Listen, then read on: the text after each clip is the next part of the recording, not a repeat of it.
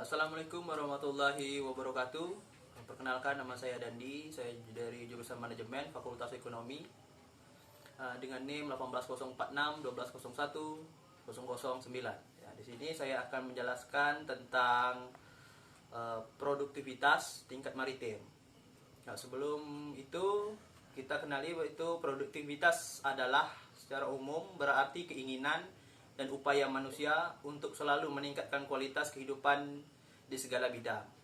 Secara filosofi, produktivitas adalah sikap mental yang berpandangan atau mutu kehidupan dari ini harus lebih baik dari kemarin, sedangkan hari esok harus lebih baik dari hari yang kemarin. Dan secara teknis, produktivitas merupakan perbandingan antara output dan input. Menurut pernyataan di atas, penulis menyimpulkan bahwa produktivitas merupakan perbandingan terbaik antara hasil yang diperoleh atau output dengan jumlah sumber yang diperjuangkan atau input.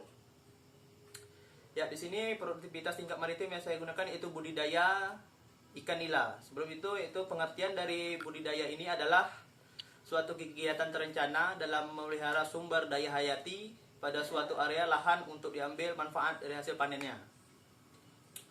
Pendapat lain mengatakan pengertian budidaya adalah suatu usaha yang tersusun secara terencana untuk memelihara dan mengembangkan suatu tanaman, hewan. Budidaya memiliki tujuan agar tetap lestari dan memperoleh hasil yang manfaat dan berguna untuk memenuhi kebutuhan. Selanjutnya yaitu sini adalah budidaya ikan nila yang saya ambil adalah sejenis ikan konsumsi yang ikan ini dari Afrika Timur pada tahun 1969. Dan ikan ini menjadi peliharaan yang populer di kolam-kolam air Indonesia sekaligus hama di sungai dan danau Indonesia. Nama ilmiahnya adalah Oryctolagus niloticus dan dalam Indonesia dikenal sebagai nile. Selanjutnya yaitu karakteristik ikan nila. Ikan ini berukuran sedang, panjang total moncong hingga ujung ekor mencapai 30 cm dan ada yang lebih kurang dari itu. Tubuh berwarna kehitaman dan keabuan dan beberapa pita gelap melintang belang yang makin mengabur pada ikan dewasa. Selanjutnya yaitu penyebaran ikan nila. Secara alami ikan nila atau dari pekartaan Nil atau sungai Nil ditemukan mulai dari Syria di utara hingga Afrika Timur sampai ke Kongo dan Liberia, yaitu sungai Nil Mesir, Danau Tika dan lain-lain. Diyakini pula bahwa peliharaan ikan ini telah berlangsung sejak peradaban Mesir purba. Budidaya ikan nila. Budidaya ikan nila tidaklah sulit. Ikan nila ini masih suatu kerabat dengan mujair. Kedua ikan ini mempunyai kemiripan sifat, mudah berkembang biak dan mempunyai kemampuan beradaptasi dan baik. Di alam bebas, ikan nila banyak ditemukan di perairan air tawar seperti sungai, danau, waduk dan rawa. Suhu optimal bagi pertumbuhan ikan nila berkisar sekitar 25 sampai 30 derajat Celcius dengan pH air 7-8.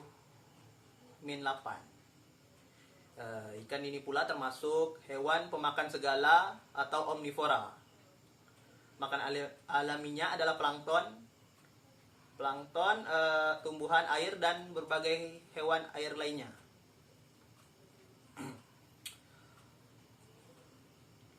Untuk memulai budidaya ikan nila ada beberapa faktor penting yang harus diperhatikan, yakni pemilihan benih, persiapan kolam, pemberian pakan, hingga penanganan penyakit. Ini adalah memilih benih ikan nila. Satu, pilih ikan merupakan faktor penting yang menentukan tingkat keberhasilan budidaya ikan nila. Dua, yaitu persiapan kolam budidaya. Budidaya ikan nila menggunakan berbagai jenis kolam, mulai dari kolam tanah, semen, kolam terpal, jaring terapung, hingga tembak air payau. 3 yaitu penerbangan benih ikan nila. Kolam yang terisi air sedalam 60-75 cm siap untuk ditebari benih ikan nila.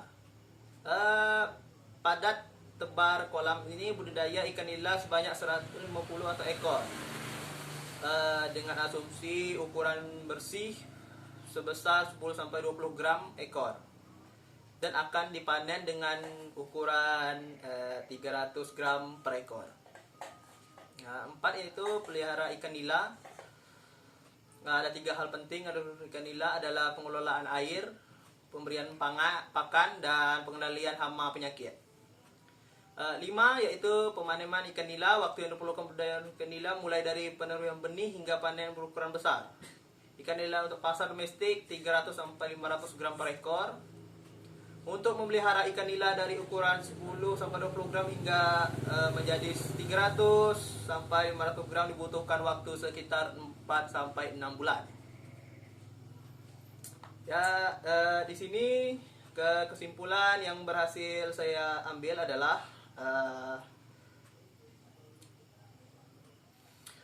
budidaya kali ini termasuk budidaya ikan nila yang biasa dibudidayakan di tambak, dan untuk harga di pasaran cukup murah, tidak terlalu mahal. Untuk jangka masa panen biasanya mencapai 4 bulan, tidak perlu memerlukan biaya untuk panennya. Ya, itulah hasil dari materi yang berhasil saya sampaikan. Lebih kurangnya saya mohon maaf. Saya akhiri dengan wabillahi taufiq wa hidayah. Wassalamualaikum warahmatullahi wabarakatuh.